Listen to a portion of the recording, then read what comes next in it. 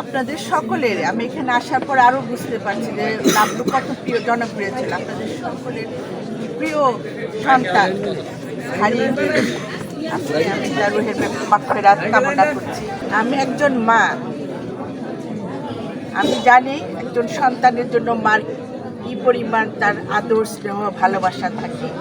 কোনো মাই চায় না তার আগে তার সন্তান চলে যায়। আজকে তার মা দেখে তার সন্তান তার আগে চলে গেছে, এই কষ্টটা তো একজন মাই ভালো বুঝতে পারবে।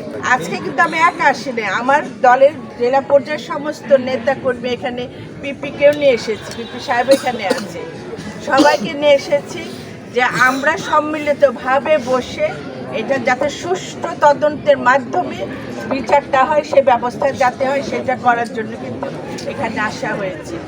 আমি আপনাদের কথা দিতে পারি, আপনারা আমার প্রতি যদি আপনাদের বিশ্বাস এবং আস্থা থাকে তাহলে আমি এটা যাতে সঠিক বিচার হয় সেটাই আমি করার চেষ্টা করব।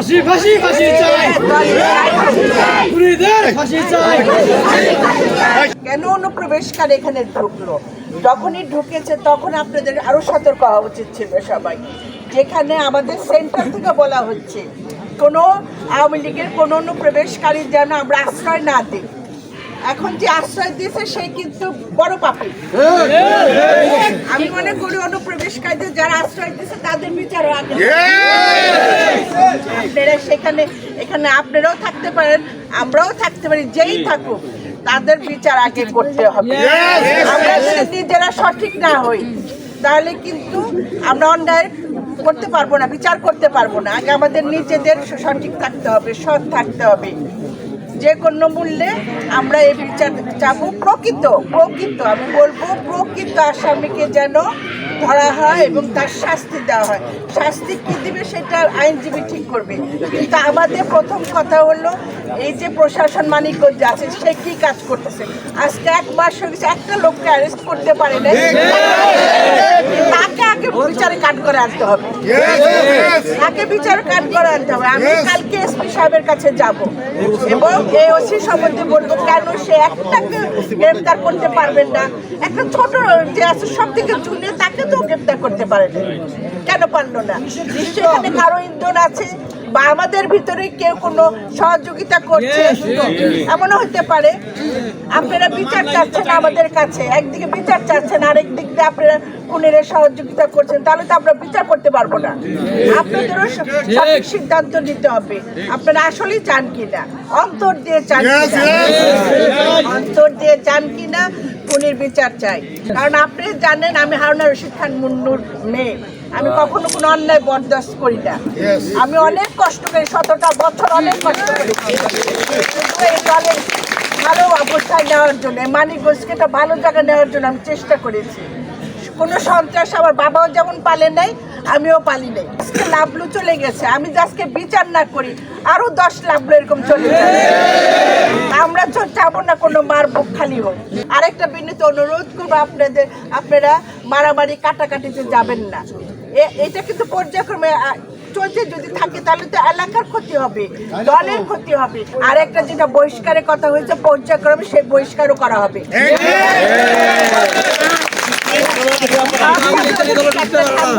নিয়ম অনুযায়ী পর্যায়ক্রমে সবই আসবে।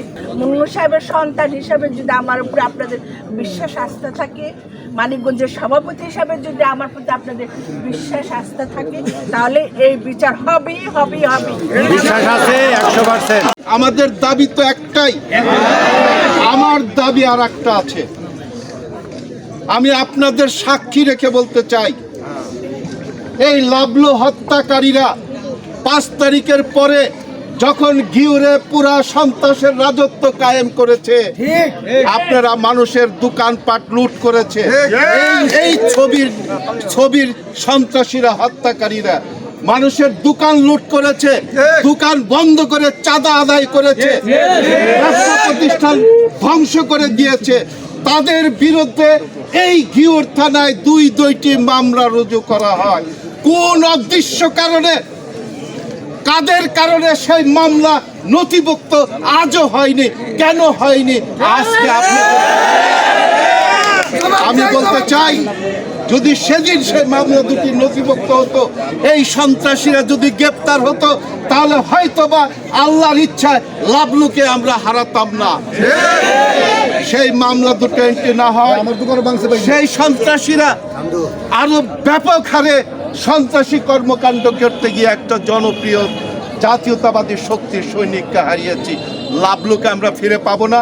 আজকের এই প্রধান অতিথির কাছে আমাদের দাবি, কেন সেই মামলা রুজু হয়নি, কাদের জন্য, এবং লাবলু হত্যার সঠিক বিচার আপনার কাছে দাবি করে আমি আমার কথা শেষ করছি। ধন্যবাদ সবাইকে। আমরা এখানে সবাই সমবেত হয়েছি, বেশি কিছু বলবো না। লাবলু আমাদের বিএনপির একজন অন্যতম নেতা ছিলেন, আমাদের সাথে সবসময় একত্রে দলীয় কর্মকাণ্ড অংশগ্রহণ করেছেন। দীর্ঘদিন প্রবাসে থাকার পরেও প্রবাস থেকে আমাদেরকে উদ্বুদ্ধ করেছেন। আমাদের নিরাশ করবেন না, আপনাকে আমাদের অনেক দরকার, আপনি আমাদের পাশে থাকবেন। আমরা আশাবাদী যে আপনি আমাদের পাশে থাকবেন, আমাদের পাশে থেকে আমাদের এই বিচার, সুষ্ঠু বিচার করে দিবেন। এলাকার জনসাধারণ সকলে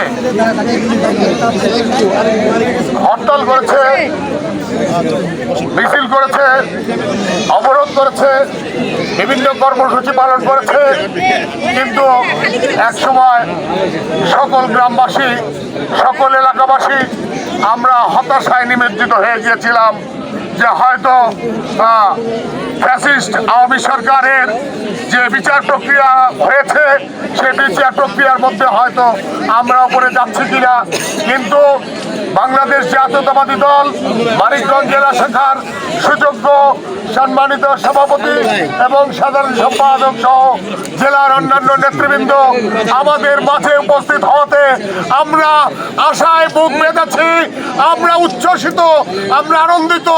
আমরা চাই, আমরা এই আশা পোষণ করছি লাবলু হত্যার বিচার সঠিক হবে। কি বলেন আমরা সবাই? আশা খুনাখুনি বিএনপি পছন্দ করে না, খুনাখুনি বিএনপির ধর্ম নয়। এই জন্য যারা খুনি ছেড়েছে, আমরা চাই খুনিরা কোনো দলের না, তাদেরকে অবশ্যই অবশ্যই ফাঁসির কাজ করায় তারা করতে হবে। বিএনপির নাম কইলে তারা সন্ত্রাসী কাজ করছে।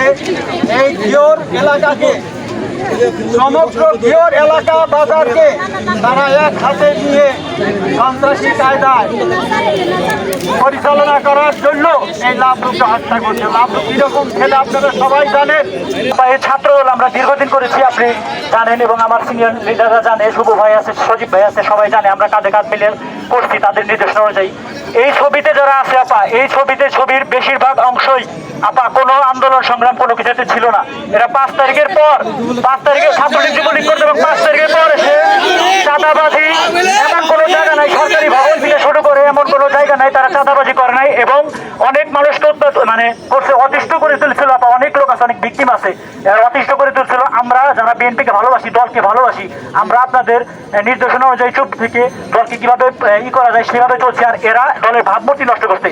হ্যাঁ আপা, এরা বিভিন্ন বইকে, এরা যুবলীগ করছে ঢাকায়, এখানে এসে যুবদল ছাড়ছে, ছাত্রলীগ করছে ঢাকায়, এখানে এসে ছাত্রদল ছাড়ছে, বিভিন্ন রকম করে আমাদের ভাবমূর্তি নষ্ট করতে যাচ্ছে। কারণে সে ওইখানে হাসপাতালে নিয়ে যায়, হাসপাতালে নেওয়ার কারণে শুধু লাবলুকে হত্যা করা হয়েছে। কিভাবে হত্যা করেছে? শুধু কুপিয়ে হত্যাই করেনি, তারা এলো বাতারি ভাবে চাপাতি দাগ কুড়াল দিয়ে কুপিয়ে সে মৃত্যু নিশ্চিত করছে। এবং কিভাবে করেছে? সে উঠে ওখান থেকে দৌড় দিয়ে পালাতে গিয়েছিল, তখন তাকে লাথি মেরে বুকের উপরে 4-5 জন লোক পাড়া দিয়ে তাকে আবারও কুপাতে থাকে। যে